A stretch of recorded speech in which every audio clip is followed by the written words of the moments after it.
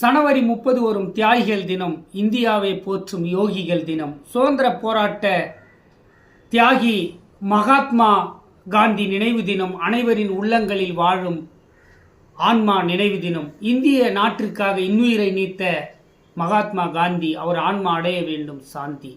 காந்தி யாரிடமும் போனதில்லை கை ஏந்தி, தியாகியாக வீறுநடை போட்டார் நீந்தி. காந்தியை நினைவு நாளில் நினைவு கூற சிந்தி, காந்தி என்றுமே போனதில்லை பிந்தி.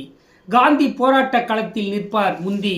மகாத்மா காந்தி இந்தியாவிற்கே எடுத்துக்காட்டாக திகழ்ந்த தேசப்பிதா. காந்தி இந்தியர்களுக்கு என்றுமே கதா. சுதந்திரத்திற்காக தியாகம் செய்து உயிர் நீத்தார். காந்தி இந்திய மக்களுடன் ஒன்றாக கை கோர்த்தார்.